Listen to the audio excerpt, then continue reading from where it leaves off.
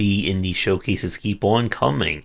We are in the back half of my Best of Next Fest 1023 series, but still no end in sight. So get ready as we have more indie games worth your time to check out.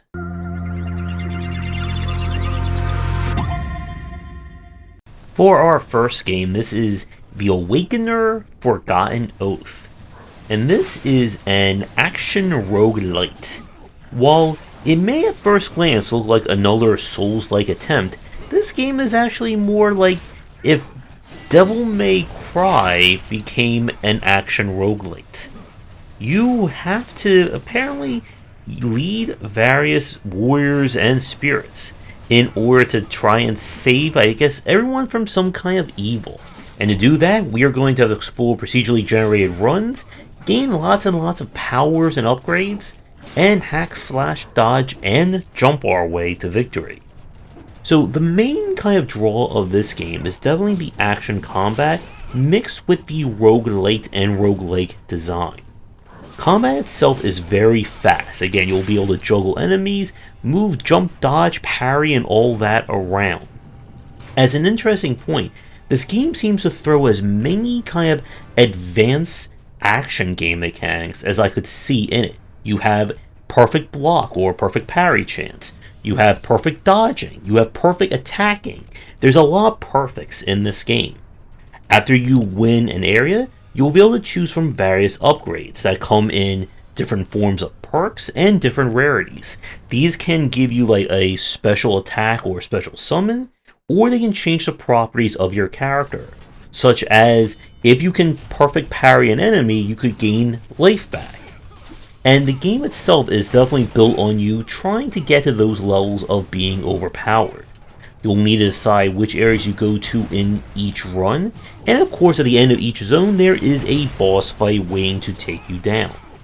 Win or lose, you'll go back to the hub, where you can apply points you've earned to either unlock permanent stat bonuses, new characters, new skills, and more.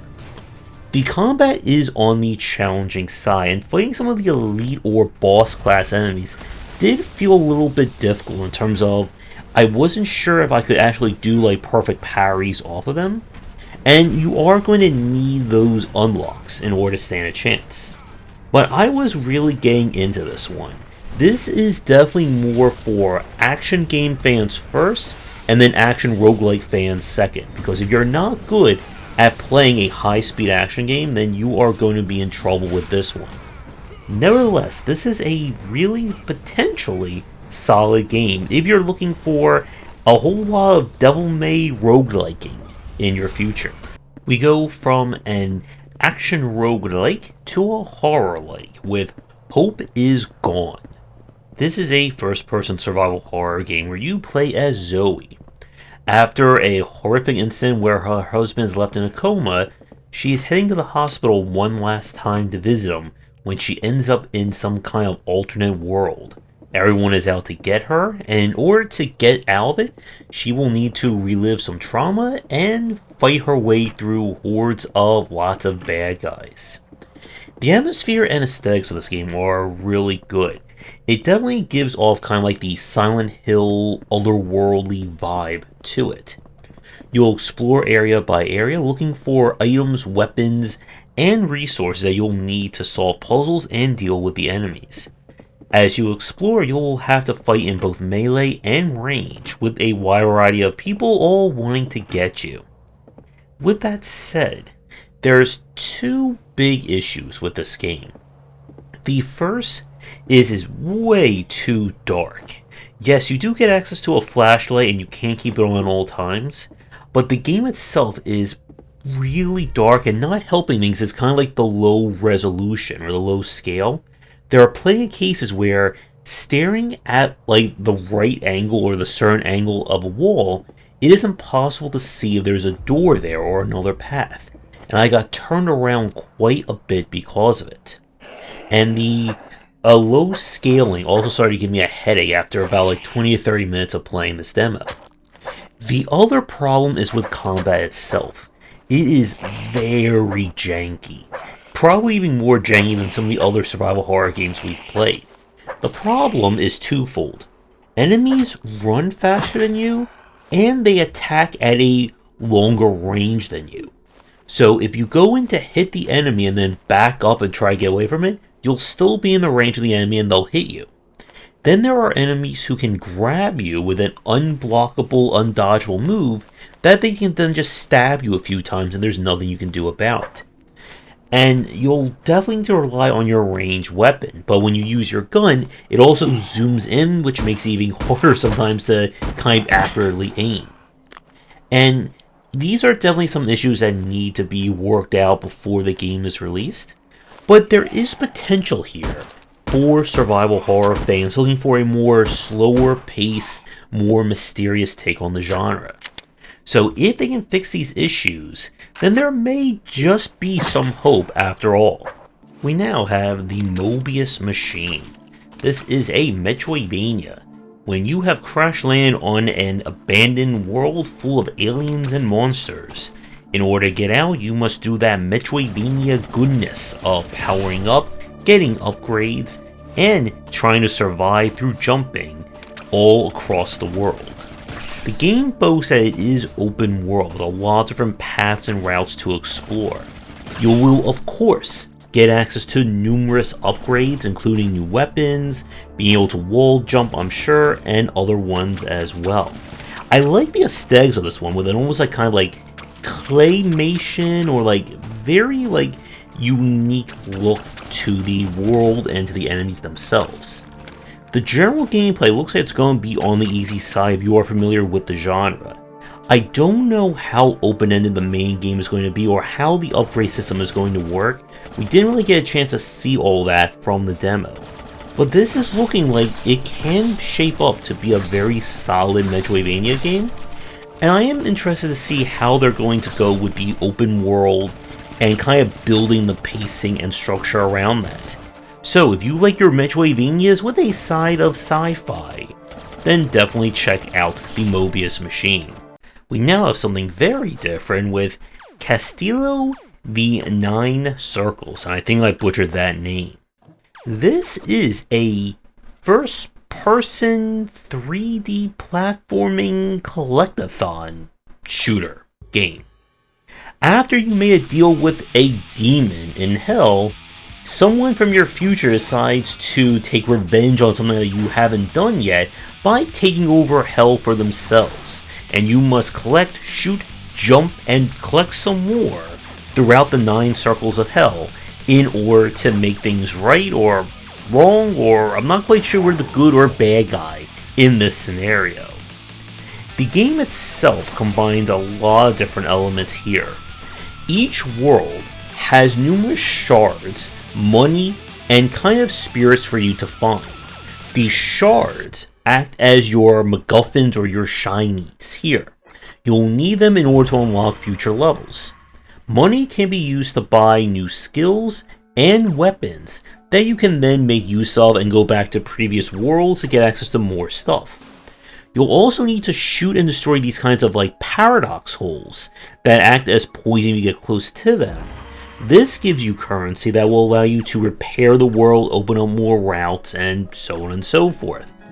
And the game is just really like going all over the place with its design. And there is something quite compelling about this mix of genres. Now, I would have liked the kind of shooting of the paradoxes to be a little bit cleaner, like just shoot it once and it disappears, rather than almost like a Super Mario Sunshine having to like clear the whole thing of it. But there is definitely something oddly compelling about this game. And it does make me want to kind of look at it some more and see where the kind of additional tech and unlocks go in terms of level design.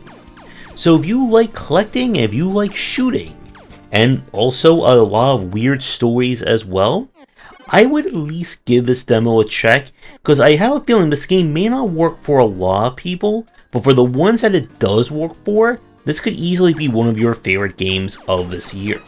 We now go to something a little bit more traditional with Weko the Mask Gatherer.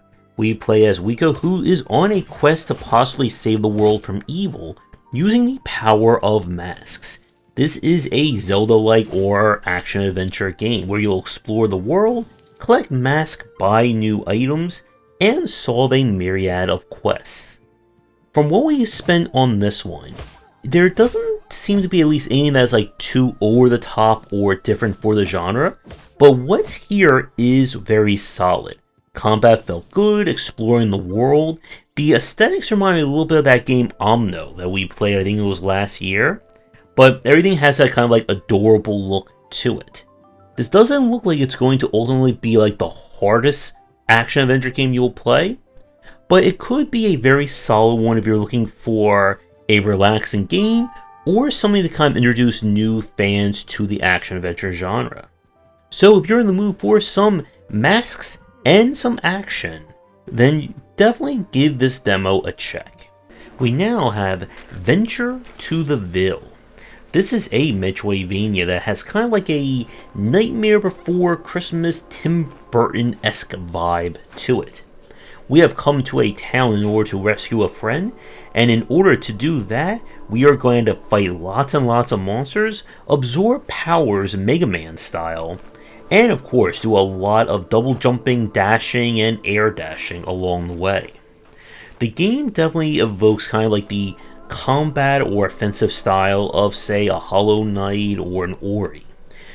From the demo, it doesn't feel as like open-ended, or at least not the section that we played, and I don't know in terms of like where it is in the game itself, at what point we'll be playing.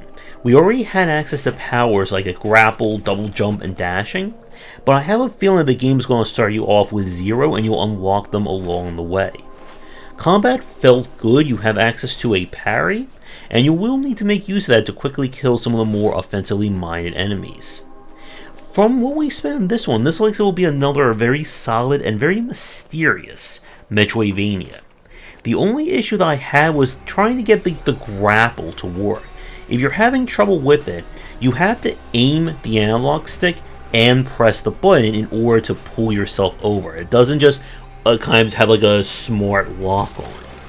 But if you are looking for a slightly creepier take on Metroidvania design, then at least give this one a check. We now have Against Great Darkness. This is a bullet hell breakout inspired roguelite. You are trying to escape from hell, and to do so you must use your halos as a form of brick bouncing in order to fight your way through the different circles. In this one, your ship or your character will auto-fire using general bullets and any weapons you pick up, but you'll need to bounce the halos in order to do maximum damage, and there's certain elements that will proc based on how well you can keep a combo going with your different halos. I really like this one. There's a lot of potential here as a different take on the action roguelike formula. There are multiple unlocks, additional difficulty modifiers you can unlock, as well as again unlocking permanent upgrades such as more starting health, starting smart bombs, and so on. I like that the developer also gave you like a basic attack. This also cuts down that ever annoying issue when there's like one enemy left on the field and you can just not hit them with your bouncing shot. So there is definitely something here for action roguelike fans, and I'm really interested to see where this one is going to go, not only in terms of how the different items and weapons will interact, but how the game is going to grow with additional modifiers, enemies, and situations. So if you're in the mood for another action roguelike, I highly recommend checking this one out. And now we turn to a very unusual game with Power Solenoid. This is something. A mix of platformer, shooter, with some like WarioWare just randomness thrown in. What you're doing in this game, I don't quite know. How you do that in this game, I don't know as well. But there is something very interesting about this one.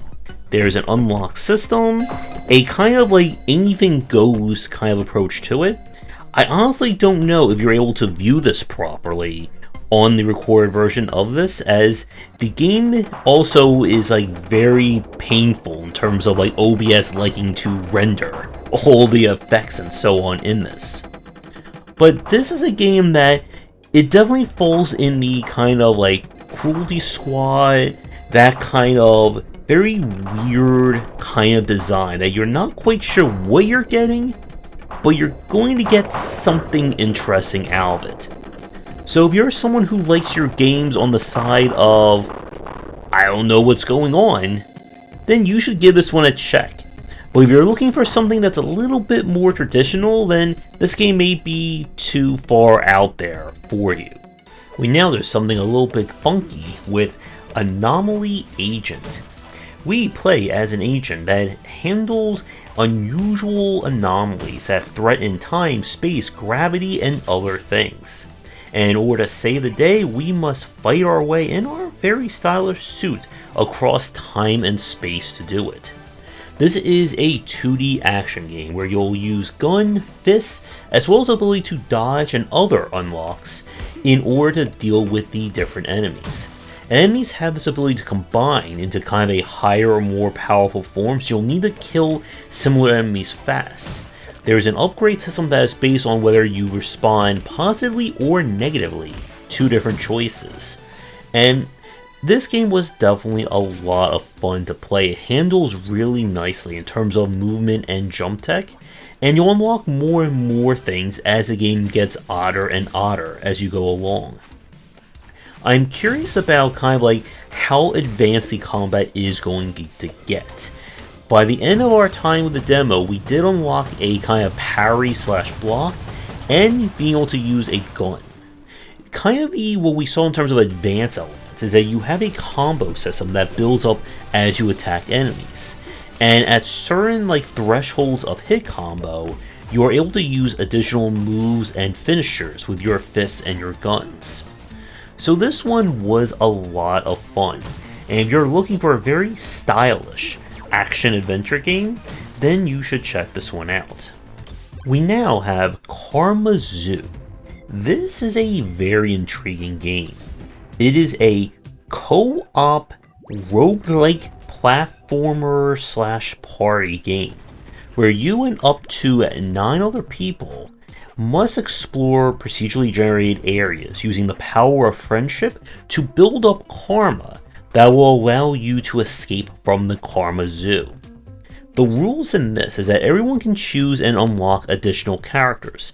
Each character can have like special abilities and advanced options that can help your friends out. You are immortal, provided your little like soul bubble is still active, and it starts to fade away when you are away from anyone. And if one person loses it, everyone loses it. In order to bring it back, you must get within proximity of each other. As you go through the levels, you can collect additional fruit, which can be used to activate various modifiers that will be active in the next level of your run. This can be getting bonus resources, increased speed, making things easier to see, etc, etc. And the platforming itself, by like on its own, is on the easier side, but when you're having to solve puzzles with your friends or with random people, and the challenge of the time constraints of your bubble, it does add to some challenge. This is a game that is going to kind of live or die based on the multiplayer component of it. And that is working really well. This is a game that is built entirely on cooperation. If you try to troll or be a jerk, you are not going to be able to do anything in this game. And there is kind of like a local or private lobby if you want to just play with your friends as well. So this is one that if you're looking for a platformer that you and a lot of people can enjoy together, I would check this one out because there is definitely some potential here for a very different take on platforming design with the multiplayer component. And if they can get this all right and the game takes off, this could be a really solid multiplayer game for friends or randos alike. We now have Below the Stone, and this is, well, quite effectively a single-player action roguelike take off of Deep Rock Galactic. You are a dwarven miner who must dig deep underneath a civilization to find resources, complete quests, and try not to die along the way. The progression here is that you'll go into these procedurally generated areas looking for resources of all shapes, sizes, body parts, and more. You'll need to collect certain resources or kill enemies to complete your objectives, but the rest of the resources can be taken back to kind of your hub/base in order to craft new gear, unlock new upgrades, and so on and so forth. There is a wide variety of gear and progression that will allow you to dig deeper, get better resources, fight better, and so on. Once you've completed your missions, or at least one mission on a map, you'll need to hold out for your escape pod to come and get you. I like the basic elements of this one, but I do not know if this is going to be only single player minded or if there'll be some kind of multiplayer mode. The combat is just okay, and it's definitely built around, again, the roguelite progression of getting better and better gear and so on and so forth. So if you're someone who likes rock and stoning, but you want a little roguelike to go with it, I would give this one a check, and if you haven't played Deep Rock Galactic, it is still a very fantastic co-op game. And for the last one of today's showcase, this is Pluto's Island, a very unusual 3D platformer. You have been tasked by, well, it looks like a demon, to sacrifice souls into a volcano in order to power its, I think, elder god or someone who's going to do a lot of trouble. And you are going to have to explore a variety of very strange and very interesting looking environments, solving quests, gathering souls, and trying to grow in power. The game definitely reminds me of Helix, in just like the, I guess, kind of weirdness of what is going on in the world that we're in. You have access to different attacks, and you'll be able to find badges or patches that you can use to level up your character. When you put enough points into a specific stat, you'll gain kind of like a mega perk, such as being able to double jump. The game is a little bit janky, I think, from what I played. You have your 3 different attacks, one that can be charged, and the movement is, again, like a little bit on the weirder side in terms of the 3D platforming. But there's definitely something interesting and charming about this strange game. So if you're someone who likes your games to be on the very unpredictable and very odd side, I would definitely check this one out. And with that, we have 2 more episodes left of this Best of Next Fest 1023. And after that, we'll get back to even more indie game showcases here on the channel. So once again, thanks for watching. That's going to do it for today's video. Thank you so much for watching. Be sure to do the YouTubing stuff people tell you to do. If you're interested in more of my thoughts on design, check out my books wherever they are sold. Visit our Discord and Patreon, and come back for daily discussions on game design here, and on game wisdom, where you some of the art and science of games.